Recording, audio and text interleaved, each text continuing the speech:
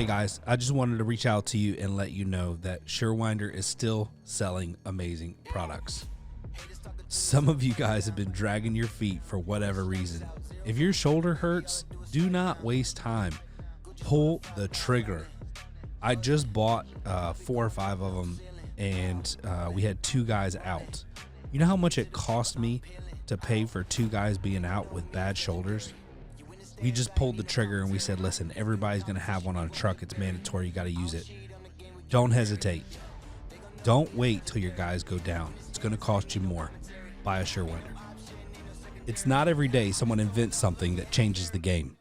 I found out about this product that I'm talking to you about, and I had to try it. So I ordered a few, and after using it, I'm sold. Now we stock them on our trucks. It's called All Brace, and it will help you sell more service and buy you time until doors come in. There's never been a greater time for a product like this. Phil has a video on his website of him cutting a door literally in half, installing the All Brace, and running it like nothing ever happened. It is literally incredible. One of the greatest selling videos I've ever seen. You're going to want to check it out at all-brace.com. Hey guys, what's up? This is your host, Ryan, with Torsion Podcast, and we got the lovely Tamara. Good morning. Co-host. Or should you be the host and I be the co-host? Well, you know, I have my opinions. Well, today, I think Tamara's probably going to have better questions than I am, but we'll see. By the end of the show, if you will go to the Torsion Podcast page where we post and let us know who asked the best questions, Tamara or Ryan. And y'all better choose pressure's me. on. We'll see who. You better choose me. All right, today we have a special guest. I feel like we're just hitting it lately with the guest, like super educational, informational. And this is one of those things where, like, you know, we just got a GDU summit. GDU summit was incredible. We had, we went through how to get your mind right as a business owner, how to handle stresses, which I'll just be honest with you, like that was a week and a half ago, and I failed miserably on Monday. And I was up to like 1:30 working in the morning and stressed out, didn't do my breath work, like just trashed everything I learned all like a week and a half ago, which is horrible. But I at least recognized it the next day, and I was like, this sucks. Then Tuesday, we learned about systems and processes, core values, the importance of core values, and all of that. And then Wednesday, we talked about financial planning for your business and projections and budgeting. And it was an incredible week. We had so much fun. We got to race cars. I drove a Lamborghini, a Ferrari, and a Porsche 911 GT3, which I thought was going to be my favorite car. But I'm going to tell you guys, I'm a Lambo guy. Like the Lambo is... You were so... I wish I could have captured your face afterwards because you were like so jazzed. I don't know. Like jazzed is a very tame version of what I would have said. Right. Lambo was like... And it was super special because the guy that I was riding with, my little host or whatever, he was like, go, go, go, push, push, push, brake, brake, turn left hard. And it's like, I mean, the whole time I'm like pedal to the metal. And he had me at certain points where he was telling me to go where, and I have a high tolerance for that, where I was even uncomfortable pushing it as hard as he was saying. So it was an incredible time. We had the most amazing time, and we just got feedback back from our forum from almost half of the people, well, a third of the people that were there, giving us feedback on the event, and everybody had a great time. Content was great. The social time was great. So Tamara, phenomenal job planning all the details. You even got a shout out on multiple comments and the food. I did not edit that at all. Just FYI, I have not edited the responses. Yeah. So this is a perfect segue from everything, especially if you're a GDU summit. We're going to talk to Ian today, who's our guest, also known as the HR guy. You may have seen him on Facebook. He's in some of our garage door group, Facebook groups. And this guy, I love his approach on certain things. He is knowledgeable. He's willing to share. And I like how he shares information. So we had reached out to him to get him on the show, and we felt like it would be a good thing to talk about. He does basically employee relations. So we're going to talk a little bit. I want to learn about some great tips for onboarding. So Ian, let's kick this thing off. Introduce yourself. Tell us a little bit about who you are personally. And then I want to talk about the keys to success for onboarding a new employee. Sounds like a plan. Well, thanks for having me on. My name's Ian Schotanus. As you said, I'm otherwise known as the HR guy across mostly Facebook. I've been doing this direct consulting for the trades and a lot of residential service providers, garage door, HVAC, plumbing, electrical, landscaping, really all those companies that are sending employees out in company wrapped vehicles and everything else into customers' homes. Requires a huge amount of trust, and all of the regulations out there just don't fit the mold. So there's a lot of crossfire and people get tripped up way too easily. There's a reason why there's not very many HR professionals that work in these fields, because We you kick guys them out. just refuse to follow the fit in the box. Personally, I'm a U.S. veteran. I served 6 years in the Navy, got out 4 months before 9/11. I've worked retail, advanced electronics, computer repair, home audio repair, doing Best Buy sales bonanzas during day after Thanksgiving, the whole Black Friday gig. I've played in that realm. I'm a father of 5 and living out of Minneapolis, and we're just rolling and trying to help as many business owners as we can to protect from the increasingly insane government. Yeah, for real. Truer words have never Even been in California. Yeah, no, we're going to refrain. I'm going to refrain from stoking the fire on that one, because I have very passionate opinions on the direction and decisions being made by our government. But very interesting, bro. So what I just heard was he needs more consulting clients to pay for the 5 kids. Right? Is that what you heard, Tamara? Yeah, I think it's pretty much. So if you need systems processes and you're a service-based company, which most of you are, Ian's your guy. You can hire him for consulting, get things in order. Ian, tell me, we're going to show off your knowledge a little bit, build some rapport with these listeners. And then at the end, we'll talk about how they can get in touch with you if they're interested in your services. Let's give away some free content real quick. What are the most, let me ask you this question first. What are some of the biggest issues or things you've seen that should not be done during onboarding? It's a good question, Tamara. Good luck beating that one. Yeah. And then what is your top 3 do these for onboarding? So maybe top 3 don't do's, top 3 do's.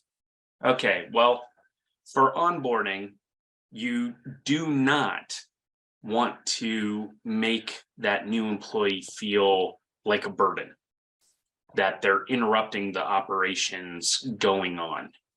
The counterpoint to that is you do want to make that first day reflect your culture or your desired culture and what it means to work for the company and represent the brand. That's, while the interview is really the first impression, the onboarding is the first experience. And that's going to resonate with them into the future. So are you making them feel wanted? Are you excited to have them there? Are you prepared to have them there? Or is it an afterthought? That's going to set that tone for the employer-employee relationship right out of the gate. Don't set false expectations. Don't blow smoke.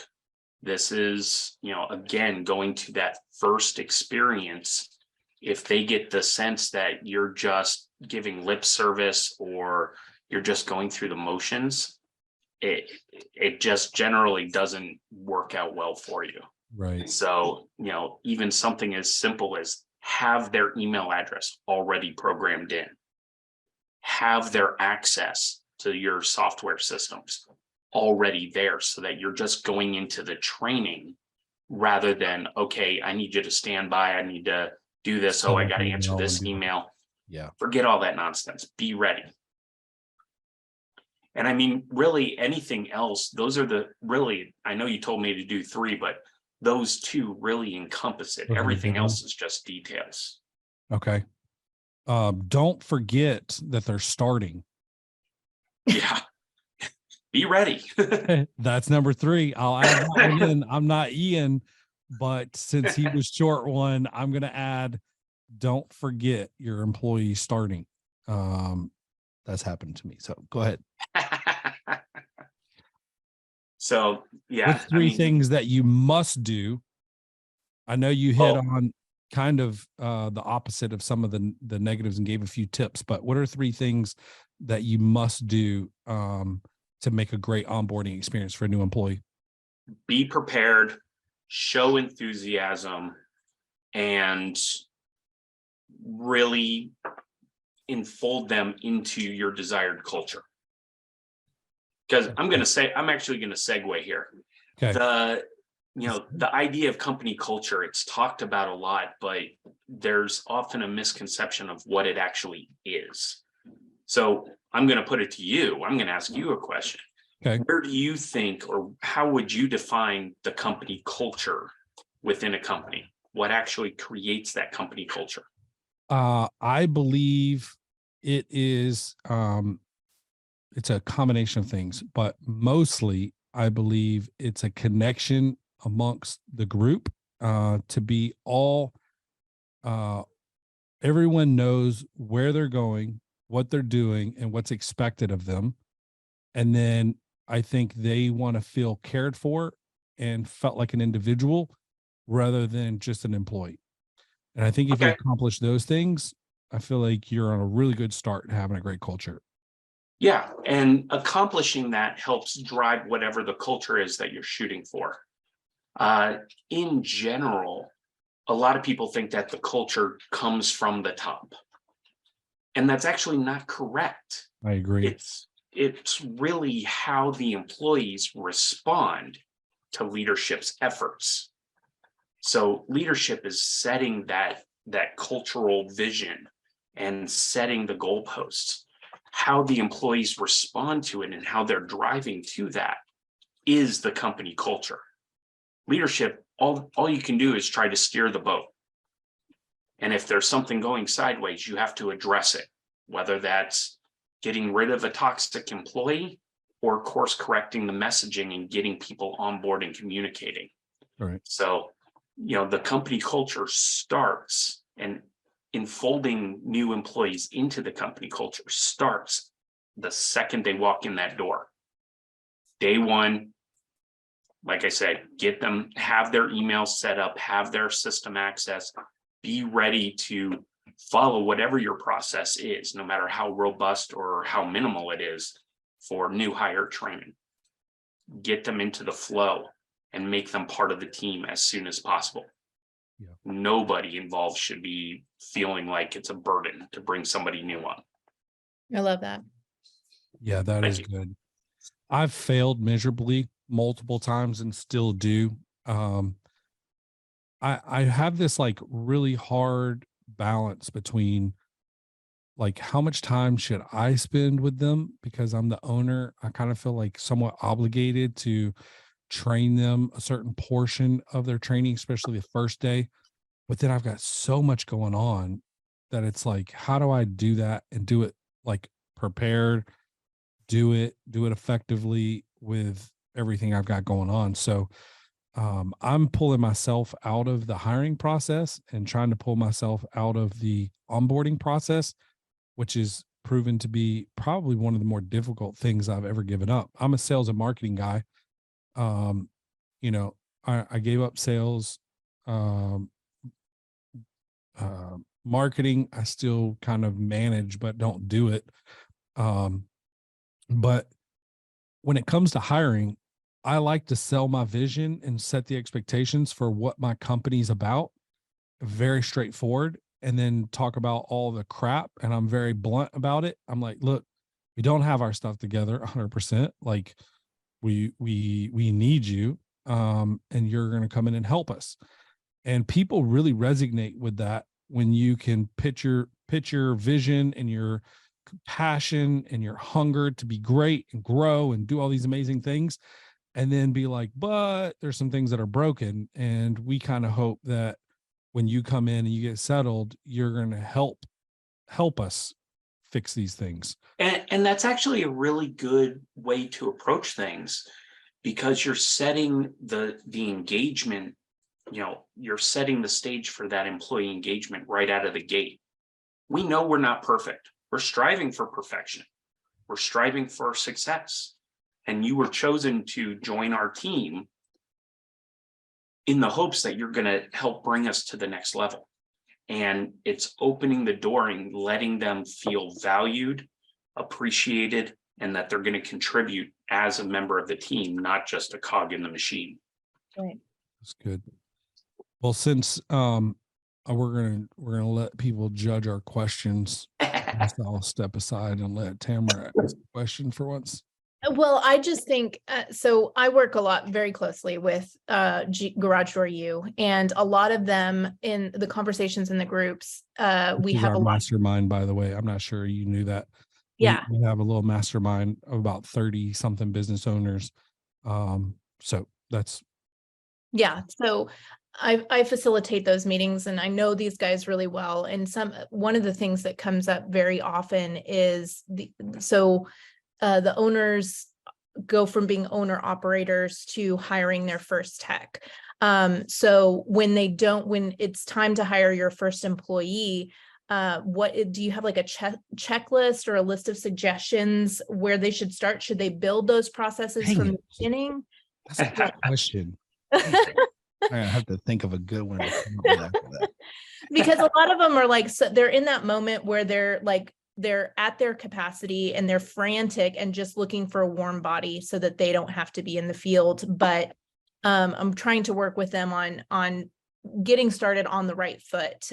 So I'm just curious to hear your thoughts on that whole thing. Yeah, absolutely. You have, like I said before, you have to be ready for that new employee to come in. You have to know what your vision is that you're going to lay out for them. Mm-hmm. You need to be intentional about what you're bringing somebody in to help you with. Is it somebody who's going to be doing more office work because that's your weakness? Or are you looking for more hands on deck out in the field that you're going to train the technicians so you can transition? Really kind of depends on where in your career you were when you decided to start your own business. Right. I agree wholeheartedly. I think that's the perfect answer. You hire for your biggest weaknesses and time consumption. Like I've seen people who are garage door guys try to go into the office, and it takes them like 6 hours to do a task that someone with like Tamara could knock out in 30 minutes. At that point, you're completely useless, right? In your own business.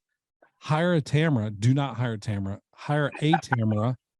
And then you do what you do best. If you're a field guy, you stay in the field and hire somebody to do all your invoices, collect your money, like book your jobs, to answer the phone, like everything that enables you to do what you do great and better.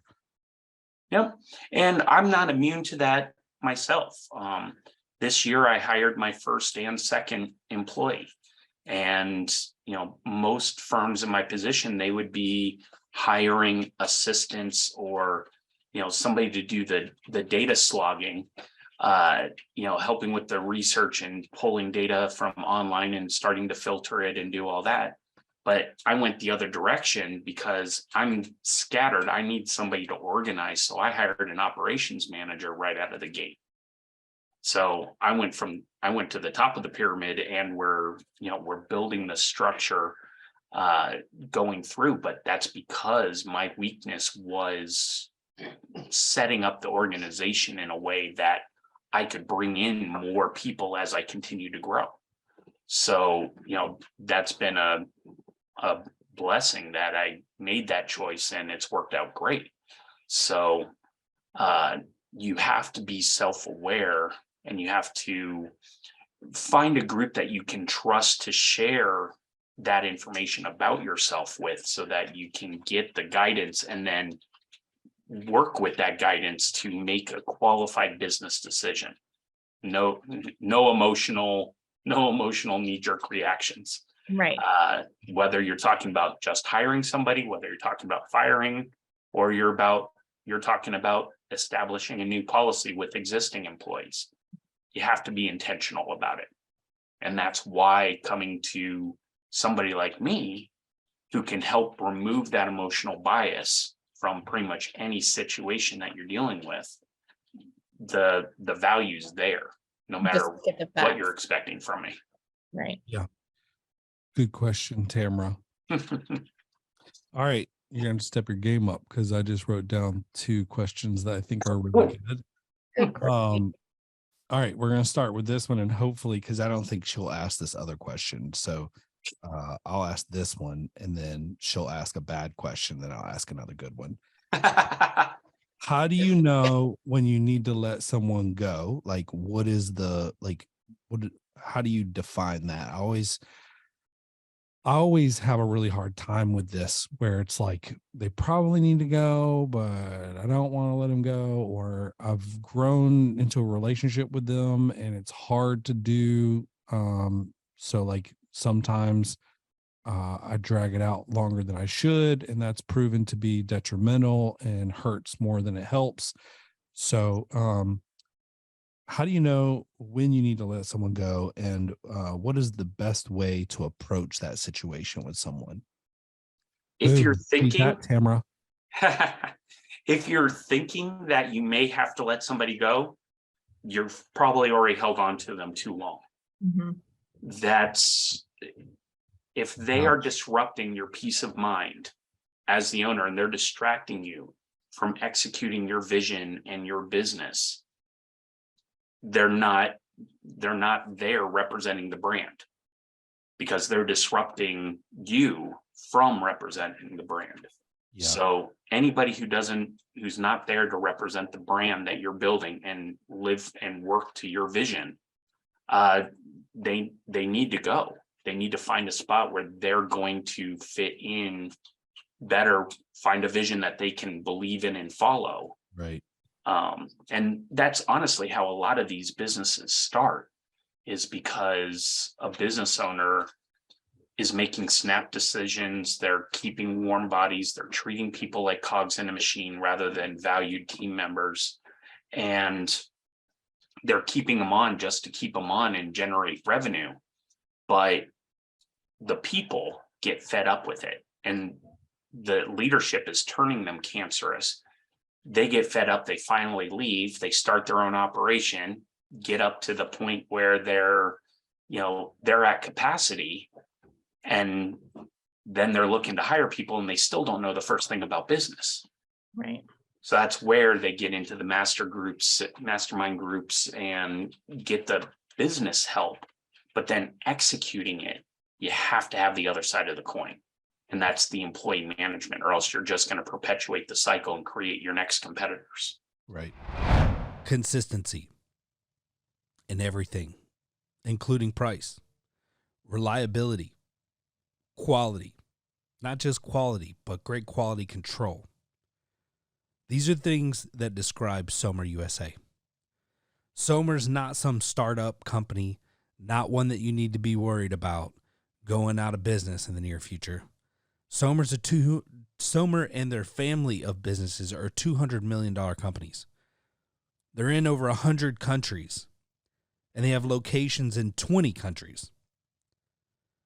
This is a large organization who stands behind their product and works through integrity. And there's not another company out there willing to drop what they're doing and help you out like Somer. These guys are awesome. Not only have they been loyal to the Torsion Talk podcast, they've been loyal to the technicians and the owners of the companies who install their product. In my opinion, If you're not at least offering Somer as an additional option, you're cheating yourself. Listen, first-time dealers, I've got a special for you. If you buy 10 or more Somers between now and the end of the season 6, while supplies last, we will offer you free shipping. You have no more excuses. The prices are great. The product is amazing. Go check out Somer USA and order 10 for free shipping. Tamara, you better come to the plate with something good. I don't like this like pressure. Well, I'm the one in the middle. I know. Yeah. You like this like Poor competition. Ian. He's like, what have I got? This is what I do. I'm a professional insufferable know-it-all. So I like playing Stump the HR guy. Ooh, I might steal that for my email signature. I've been looking for a new job title, like to put that. Clever, insufferable know-it-all. I love that. But I also love that you mentioned that, because we had a specific situation where one of our guys was holding on to an office coordinator, and he didn't feel like she was the right fit, but he also felt like personally obligated to keep her there. And we had a conversation, like a heart to heart one day. And I was like, look, if you're not happy, like, she deserves to have a boss that's happy with her, like release her to go find her, joy in her job. And I think that's really important and poignant, because the guys get stuck in this fear mode of like, you have to be, you have so much responsibility to provide for somebody else and their income. But, well, it's not just that. As a business owner, when you're a small company, you let somebody go, guess what? It all comes back to you. You are now taking on their job. Yeah. And then what are you supposed to do? List her job on the website while she's working there and be like, hey, if you know anybody, so it's kind of like you have to find the right people. I'd like you to do these screening calls for me before you for real. leave. but seriously, like, let's talk this out for just a second. Like, as a business owner, a lot of people don't manage their time well. We don't sometimes realize that we're at full capacity until we're beyond it. Right. And then there's seasons. Like, I have this conversation with my wife. She seems to think that all seasons are busy. To me, they're not. But you have like the season where I work, 8 hours a day. You have the season where I work 12 hours a day. You got the season where I work 18 hours a day. Right. They're very different. And you can't do all of them all the time. So when you're at, the season where you're working 16, 18-hour days, it's hard to let somebody go. Right. Because you don't have the time to prepare, and you're going to take on the additional workload. If you're a smaller company, you don't have people that can jump in and help. Yeah, but here's the flip side of that, though. Be aware of that. And if you have too much workflow, be honest with your customers. I'm sorry, we're backed up. Make a recommendation where they can go to get immediate service, and you'll follow up with them as soon as you can to make sure they got quality work. I love that.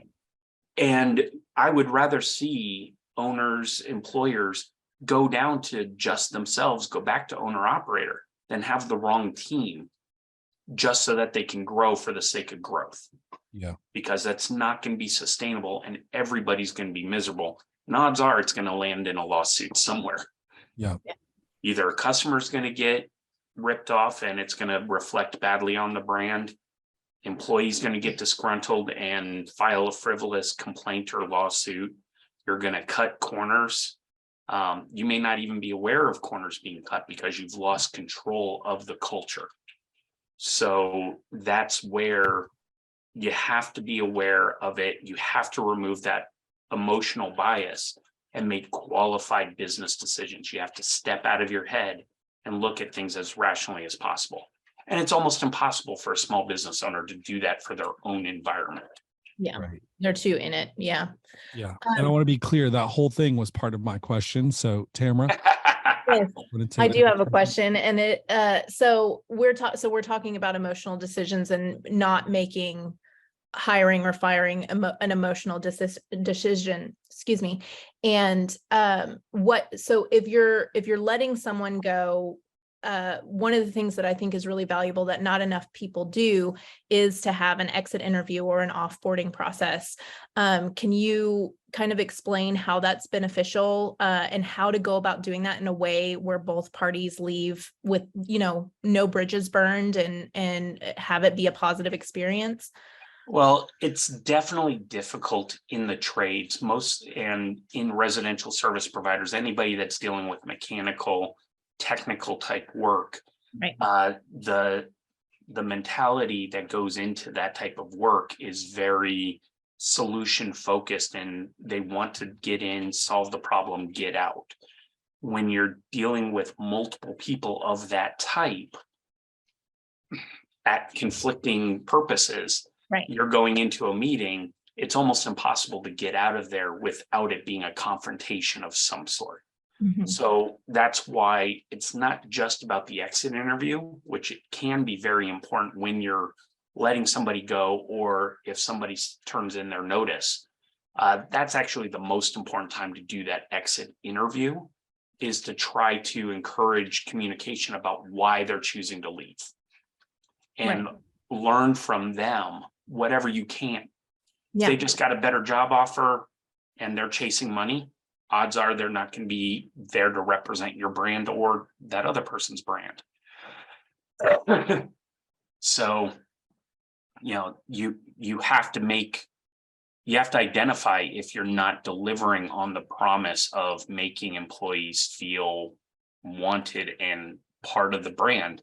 You can only do that through asking questions. So, why are they leaving?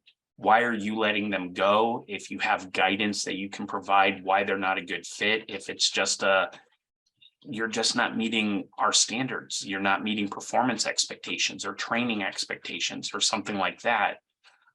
Knowing the difference between at-will employment and terminations versus for cause can also help with the way that people leave the company, whether Right. it's voluntary or involuntary.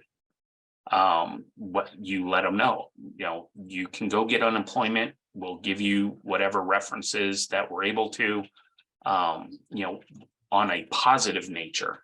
But if they did something wrong, if they did something directly against company policy, or worse, illegal or unethical dealing with customers, you need to let them know you crossed the line, and hopefully you take this as the learning experience, but you can't do it for us. Yeah. But at the end of the day, you have to be prepared for that tough conversation and follow through on it. And don't get emotional. Don't let them drag you into caveats and addendums and personal feelings. And, whether it's Christmas time and they're trying to support their family, unfortunately, that's not your concern. Your concern is the rest of the team and those that are working to execute your vision. And it's difficult. It's difficult to make that separation. That was you a gotta good do it. question. I'm not sure that's going to be to the level that is going to get you first place, but all right. So I've got one right here. I will, a lot of times, especially during the holiday season, when I let people go, I'll pay them out. So like, let's say it's mid-November, I'll pay them through December. Don't know why.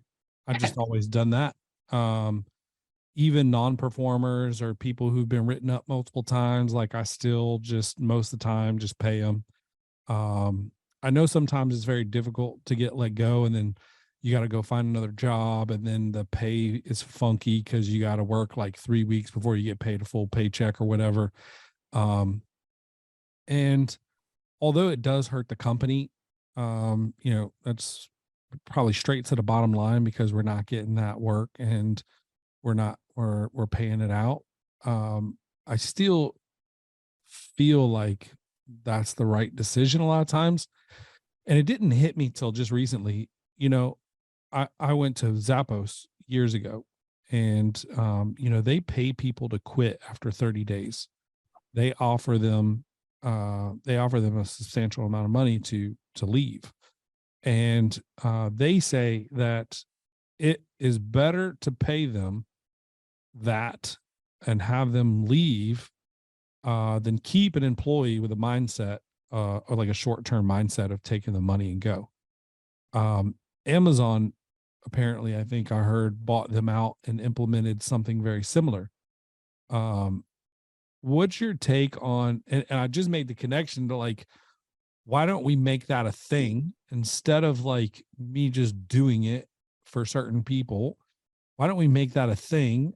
And then also at the same time, my attorney's having us write up. He's like, dude, you're giving this money away and people are still filing unemployment against you. He's like, why don't you make it a thing where it's like, well, we'll do this, but you can't file any claims against the company if you accept this money and you leave.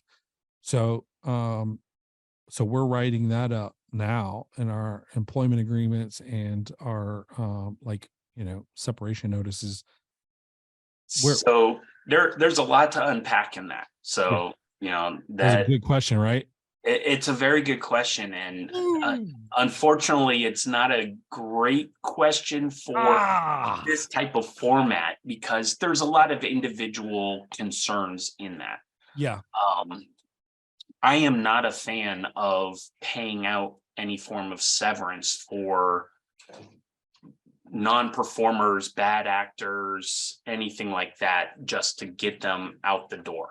And trying to bribe them under some sort of legal contract to avoid unemployment is very likely going to backfire.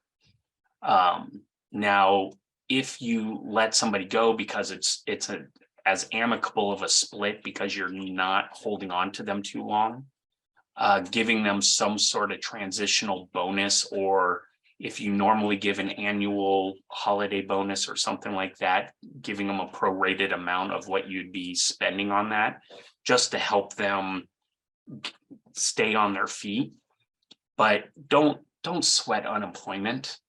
It doesn't impact anybody. If you have such high turnover that letting people go, you're legitimately worried about unemployment, you know, you've got other problems.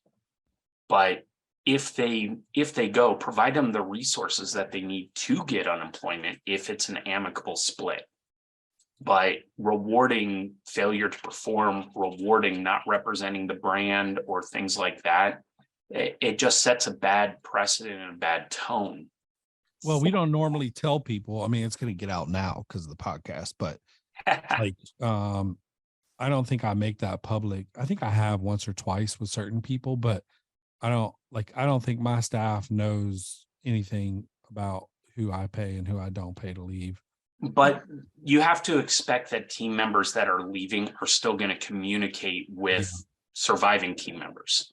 Yeah. Whatever the nature is, especially if it's a negative split, if you're leaving or separating on bad terms. But what if you made it like an incentive, like they did at Zappos, instead of me not having an agreement for it and like whatever, but it's almost like we bring you on and then after a certain amount of time, we say, hey, listen, if this isn't a good fit for you, you can quit and we'll give you this.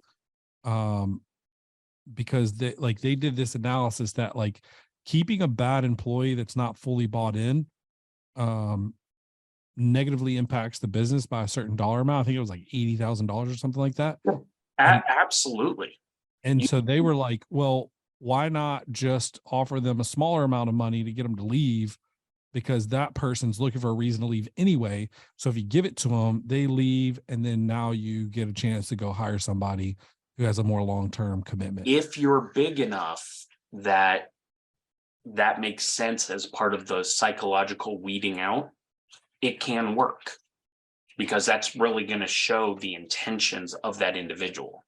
But for small family feel type businesses, that's a very cold and calculating thing that it just doesn't resonate, in my opinion.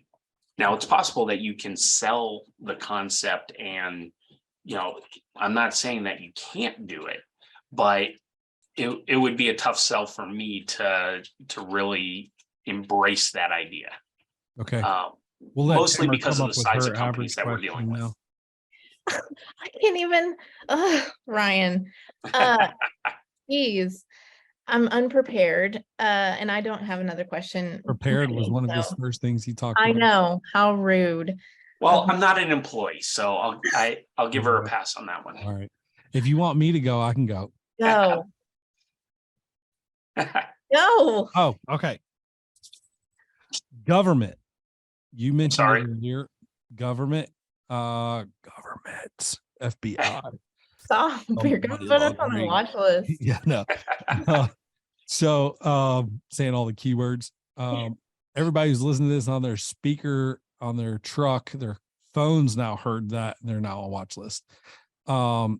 So what are some changes that have taken place this year business owners may not know when it comes to businesses and employees and things that you think you want to bring awareness to? So the big topic in government right now is dealing with independent contractors. So contractors versus employees is a conversation that happens fairly regularly. Under the current modes and models, you have to identify if you're bringing in people subbing out work that is part of your core business. So if you're a garage door company that's subbing out all your garage door install work, that's probably going to be a red flag for somebody. And it doesn't matter if that person isn't branded, isn't representing your brand, which I find problematic anyway. But you're subbing out the work that is your work. That's going to be an employee. And the more support that you give them, more material support, supplies, direction, expectations, the more you're pushing them into the employee status. The other thing that's going on, and that they haven't enacted yet, but they're working on it, and with the results of this last election, I think it's going to come into play, is that if your company is the sole source of income for a subcontractor, guess what? They're going to say you have to make them an employee, and you have to do all the taxes, all the insurance, all the whatever. It's all your responsibility. Doesn't matter what that contractor wants. They could be looking for other employers. But these rules are designed specifically to attack things like Uber and Lyft and those, the gig economy. But you guys are getting caught in the crossfire. And it's unfortunate, but that's exactly, again, why I specialize in residential and commercial service providers, because you guys break the mold time and again and get caught in the crossfire of these ridiculous regulation battles. It is a unique situation. Yeah. Do you have a question, Tamara, or would you like? No, I don't have any more questions. We'll let you know. I feel like that's your version of like bowing out. So No, listen, I'm out. at this point, I'm going for the sympathy vote. So Yeah, you'll probably win now. Well played. Well played. Everybody loves you. They're probably going to vote you hands down for that move. I was playing checkers. She was playing chess the whole time. Very well played. Okay. I have started many different companies. I love Gusto. Gusto is great because I don't have to focus on like figuring out taxes for income taxes and paying them and all this stuff. And now they manage like you can sign up pretty easily for things like 401k, health benefits, things like that. What do you suggest for startups? Is something like Gusto something that you recommend, or is there another option for that you recommend? Some of it depends on what type of pay you're using. So in my company, we have mostly salary employees or straight hourly employees. Pretty straightforward. I'm just running payroll through QuickBooks. I have, some new services rolling out come January 1 that is integrating with Bamboo HR, because they are an HRIS system, which is designed to deal with the employee file management, and that's what they specialize in. And then payroll is simple to bolt on. A lot of the payroll companies like Gusto, ADP, Paychecks, they're a payroll processing company that have bolted on these other things that, because they don't specialize in it, it's not the greatest interface.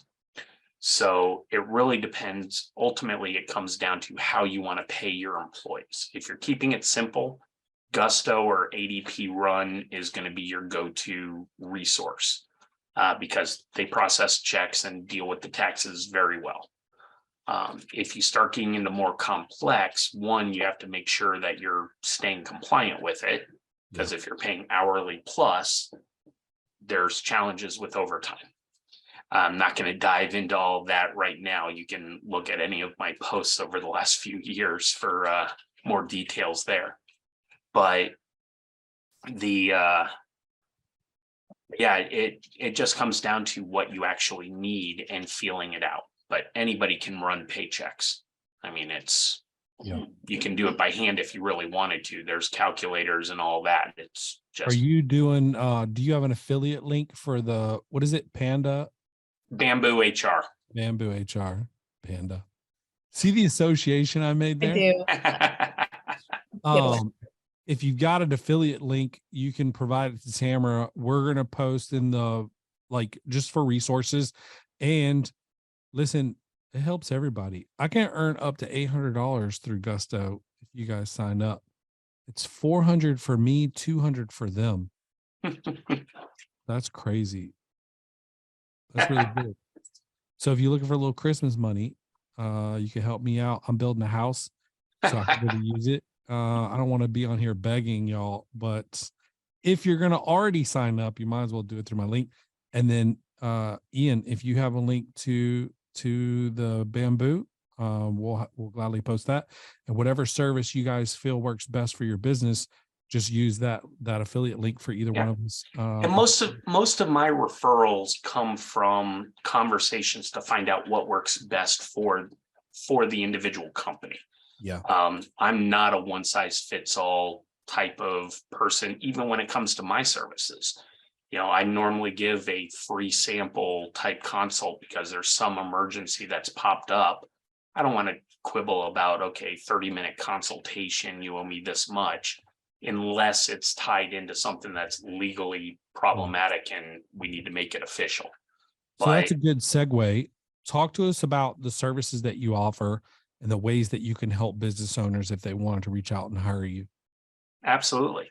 So the way we work is basically putting us at your beck and call. So our core retainer service, January 1st, it's going to be $200 a month. And that gets you all of the foundational support that you need. So anything from employee handbook, safety manual, safety training topics, HR tips, unlimited on-call support. My employee just did this. $200 a month? $200 a month. And that's all customized to the client's needs, or is it templated? It's template on our side, but everything is customized to the specific company and specific state. So, we are able to template it on our side because we work exclusively with your type of business. And that feels like a great deal, bro. Now, who owns that? Let's say after 2 years, somebody wants to cancel. Do you take all that stuff back as proprietary information, or the business? It's copyrighted information, but it's your policy book. And ultimately, if you sign up with somebody else or find somebody else that's willing to do HR for the trades, you can take it to them. They're probably going to say you need to replace it. Just like most of the time when you bring your existing handbook to us, we're going, yeah, we need to replace it. Yeah. But everything is customized and you have the copies of it. We don't try to clamp down on anything. It feels like a good deal, bro.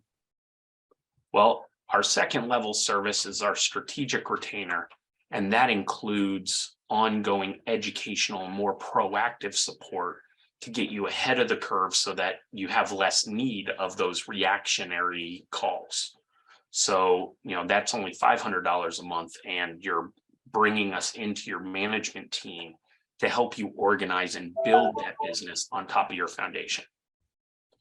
So lots of additional resources there, including payroll compliance, the training sessions, ongoing video library of whatever topics, sexual harassment training, discrimination training, all those that are required in some. What does the sexual harassment training video look like?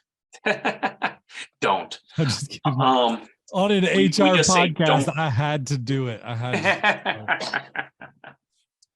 No, seriously. So that's awesome, dude. I think your prices are reasonable for what you get. Is that where do people find you and learn more about Ian, the HR guy, and then how do they hire you if they're ready to pull the trigger? You can look me up on Facebook as h.r.guy. And as you said, I'm in a lot of the different groups across Facebook, but I'm very accessible. You can also visit my website at thebigpictureconsulting.com and take a look at our offerings as we're continuing to develop. Like I said, we're rolling out these new services and pricing. So if you hurry up and get in now, you can lock in a permanent discount. Like how I slid that in there. Not like that. But really just, I'll provide you with all my contact information, and anybody that's interested can always ask questions, and I'll help find the right resources, whether it's with us or if something else is going to be a better fit for your needs. If the $500 a month, is that working with management only, or can employees engage with you too?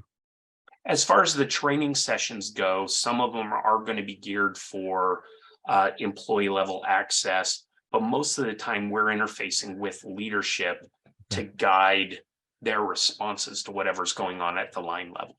Got it. So we'll work with your in-house HR, kind of like taking over the HR manager or director position within the company and helping guide and train whoever's handling the paperwork aspect.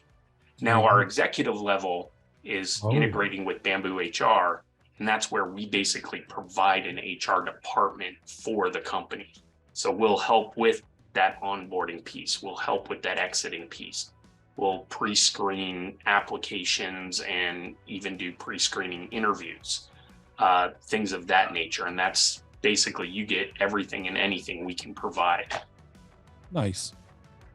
Well, first of all, congratulations on your first 2 hires.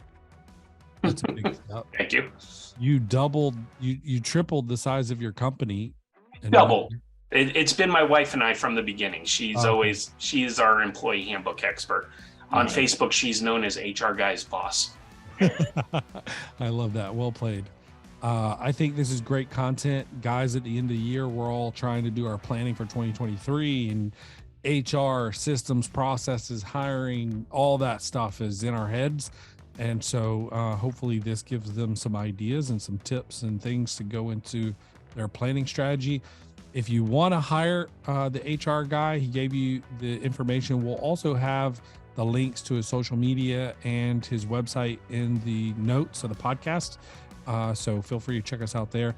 By the way, if you're not checking us out on YouTube, we're on YouTube. Please subscribe to the channel. We're trying to grow that. It's under such and such media. You can hit the bell. Ding. I always watch YouTube videos where they do that, and it's not automated.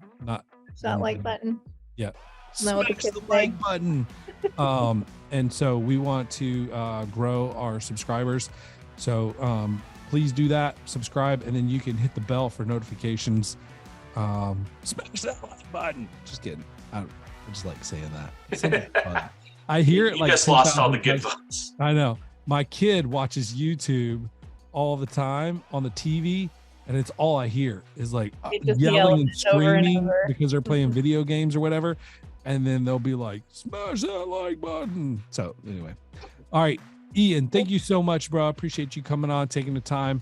I have no doubt there's going to be people reaching out to you because this is definitely a need within our organizations in the garage door industry. So thank you for offering a solution of value. And I hope a gazillion people sign up. Hey, it's my pleasure. Thanks for having me. And hopefully at least some of the information that I shared will help people out there, whether they sign up with me or not. I'm here to help. Thank you. We appreciate you.